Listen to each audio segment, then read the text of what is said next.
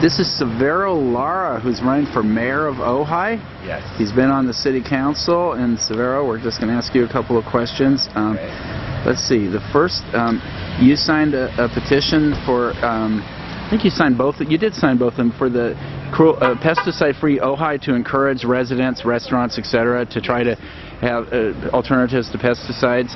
And also in that petition was to have a banner from time to time over the highway encouraging effective alternatives to pesticides. Can you share some of your thoughts on this lowering use of pesticides in town? Oh yeah, definitely. I've been a big advocate of not using pesticide. As a local gardener, I actually have transitioned my company from basically used to be high use of pesticide herbicides to basically no, because I'm a big believer in doing things organically, doing things that are sustainable, that are, because I wouldn't want to poison anything, any plants, anything that has value, living value. So I'm a huge believer in doing things more organically, whether it be permaculture concept or doing it biodynamically. I think it's the right way to move. It's just healthier in so many ways. I think as socially, physically, and emotional, I really think that it has a lot of value. Does the city ever use Roundup? Monsanto's Roundup? I think it used to use it more. I don't know. I couldn't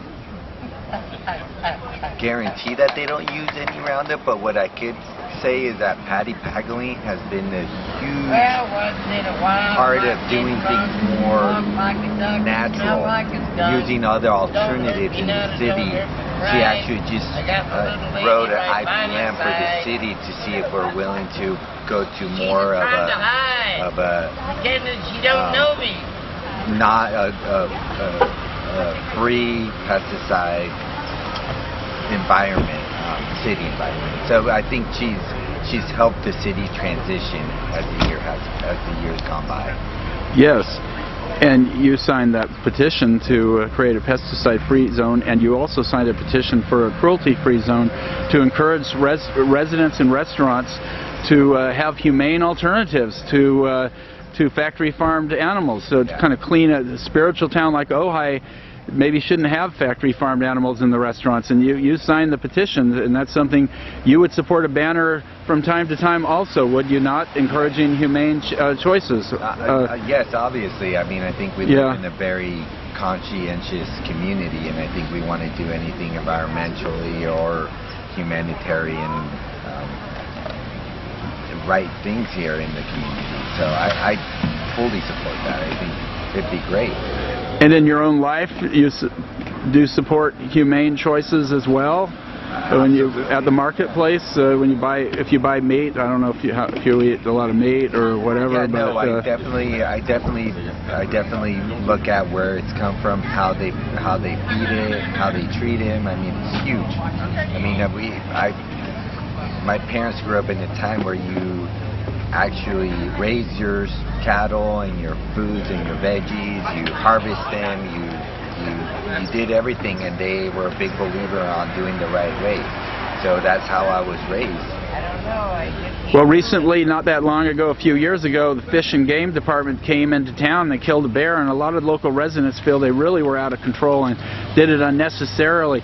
So as mayor, are you going to try to create some guidelines so you can keep them on a leash and work with the city before they go overboard? Because not that they always go overboard, but apparently a lot of people think they have gone overboard. Well, I don't know. I'm not particular. I don't know that situation. Obviously, I'd look into it as a mayor, but in terms of creating guidelines, I'm not sure if that's even our authority, but I would definitely encourage a dialogue between different agencies to see how next time we can handle it in a better way.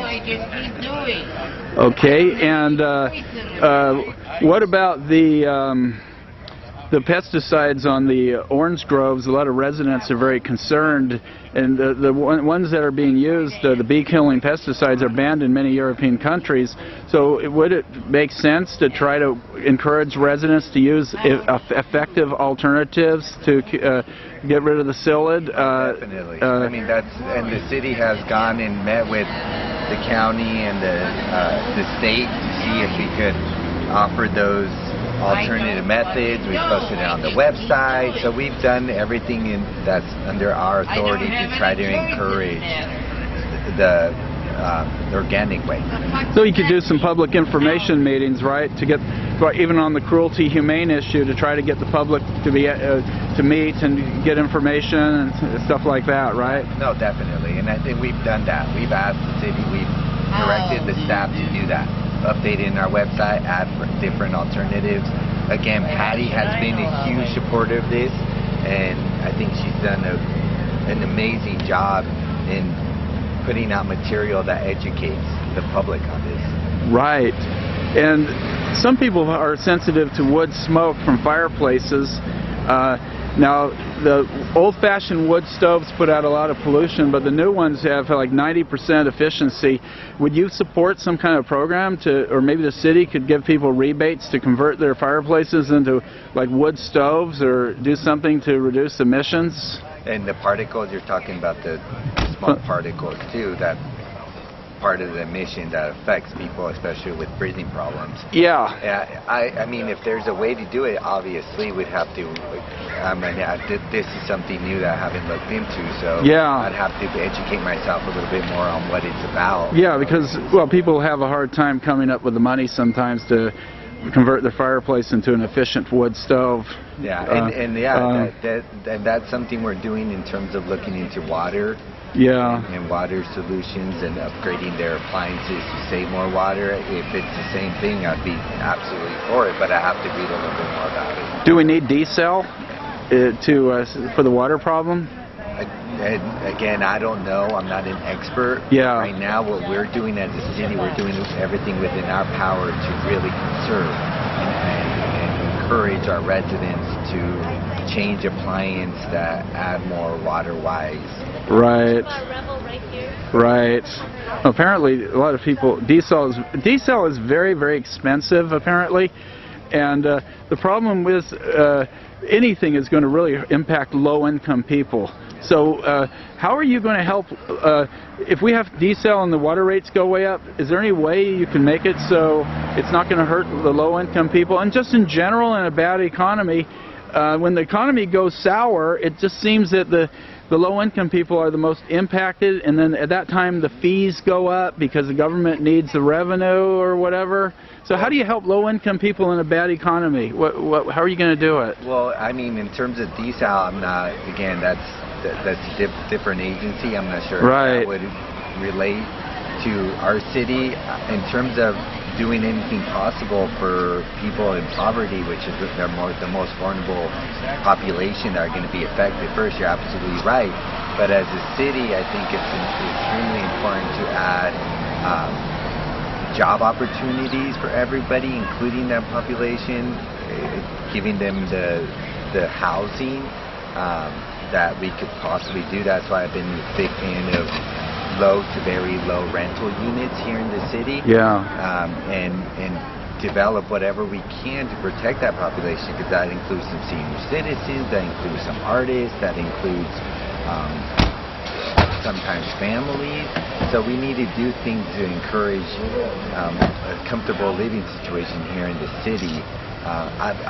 To put caps on rates for water, I think that's something that would have to be a conversation to have within many agencies, because we don't have any authority over water situations, but we could definitely have those dialogues to help.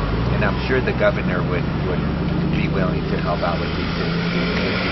It just seems that the low-income people are being really squeezed out in a bad economy. The rates are going up for this and that, and fees are going up. It used to be you could use tennis courts for free. Now that the kids have to pay in most places. Do you see how low-income people are being so impacted. So yeah, they're definitely an issue, and I'm mindful of it too, so I get impacted by it too. But it's creating an economy that is fair to all. Yeah. Well, thank you very much, Severo. I really appreciate this interview. Okay. Really like your responses. Great, thank you. Yeah, and we'll keep working on it. It's not over yet. I know it's an uphill battle, but we could do it, I think, as a community. Yeah, it just seems if we're going to have another economic downturn, I think we really need to assist the people who need it the most instead of making life harder on them. Okay. Thank you very much. Thank you. You guys are